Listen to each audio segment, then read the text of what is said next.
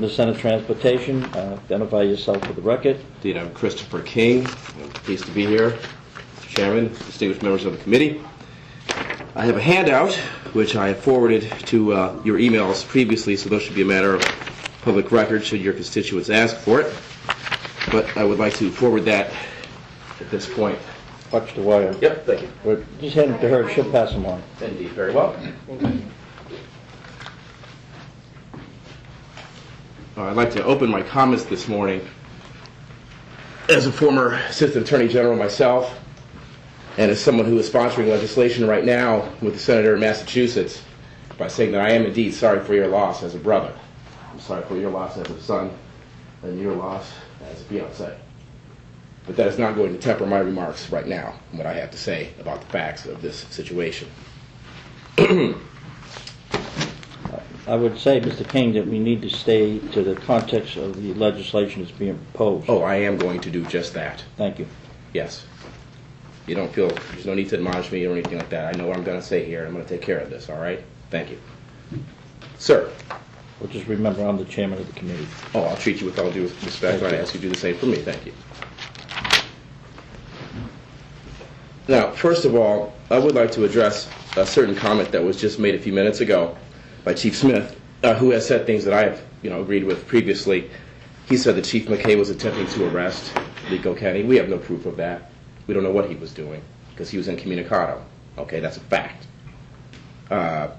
He also stated that he died in the last 10 minutes of his life enforcing the law, when in point of fact, the policies that I have presented to you and in these handouts expressly show that he was violating 7 or 8 policies on pursuit and OC spray. So those are in the record now. Okay, so he wasn't really enforcing the law, he was violating the policy, and that's a fact. Okay. Now, one of the things that's most disturbing about this dance is that we've been here before, a year ago. You and I, sir, exchanged public emails about the situation with respect to House Bill 1428, and that's the bill that Martha McLeod tried to run through without notifying the town of Franconia or the Franconia Recovery or Reconciliation Committee or anybody. Okay?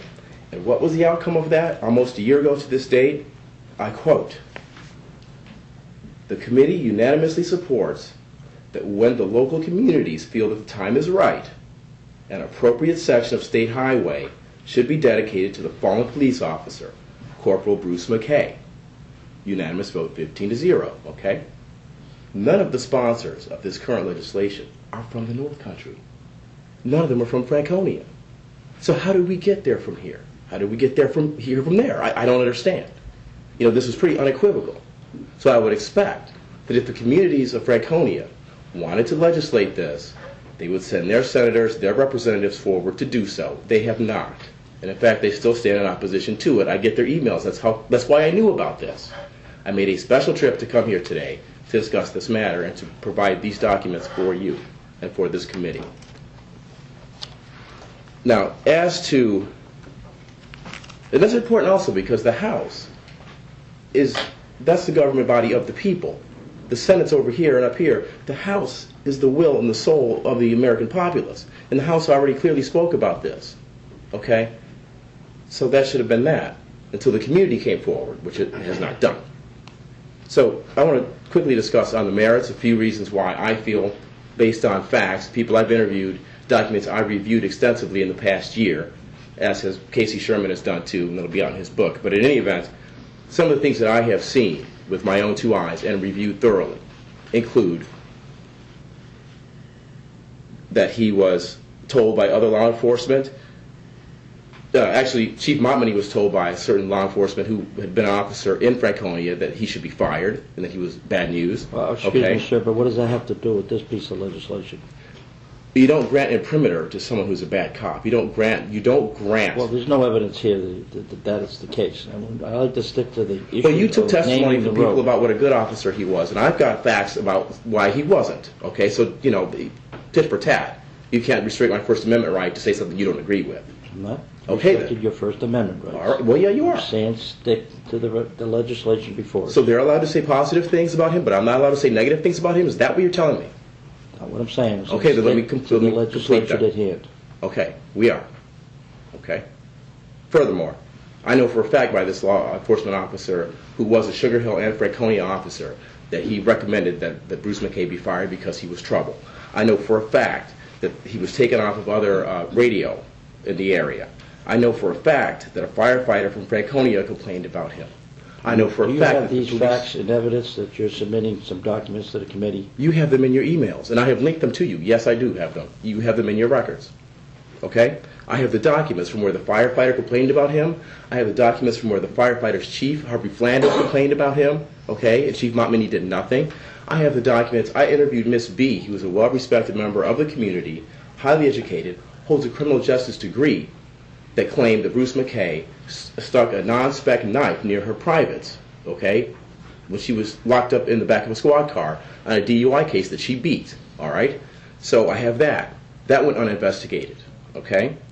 I know for a fact that he sent a kid to the hospital, a profile school, when he used OC spray inside a closed building, okay? I interviewed people involved with that.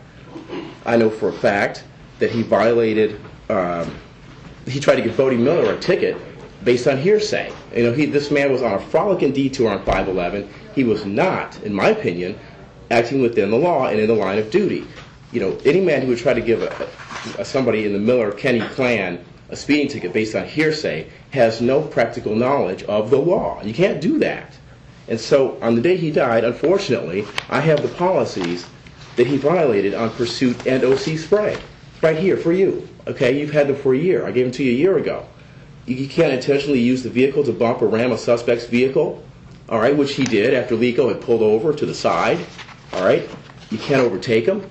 You know, once the identity has been established to the point that later apprehension can be accomplished, you know, you should terminate the pursuit. He didn't do that. You're supposed to give a warning with the use of chemical agents. He didn't do that. You know, and this applied to Caleb McCauley, the passenger in the car, too, all right? All of these things were put in place to help defray or to help, you know, de-escalate dangerous situations. But he ignored all of them, and that escalated everything. This was a simple traffic stop. You know, by these policies, he violated all of them. All right? And nobody wants to talk about that. Well, I'm going to talk about it because it's relevant. Are you suggesting that because the quote from you, that you think that these things are unqualified, that the ultimate goal was that the perpetrator was allowed to shoot the police officer 5 times and run home twice with a car? Well, what I do believe is this. I do believe that it was manslaughter at worst or potentially self-defense because that man was scared for his life, legitimately, all right? But back to the issue before us today is that you don't grant government imprimatur to a police officer with Bruce McKay's record. Not with my tax dollars, you don't, all right? And that's my point today. I'll have leave to briefly conclude. Are you close to finish? I just said I'll have leave to briefly conclude. Did I stammer?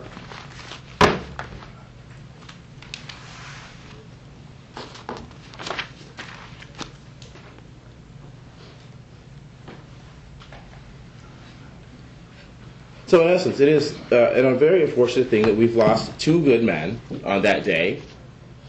I'm sad to hear that. I'm sad for the families of everybody involved. But we cannot ignore a history where Bruce McKay's misdeeds were overlooked, and then on the day in question, 7 or 8 of his misdeeds were overlooked. There was never any investigation as to the impropriety of the stop that day by the state, Kelly Ayotte, or by the town. But yet we're supposed to, you know, jump up and give this man an award that's bestowed upon officers, you know, who act respectfully, and he did not. And it's unfortunate that he's dead, but that does not mean that a road should be named after him. Thank you. Thank you for your testimony.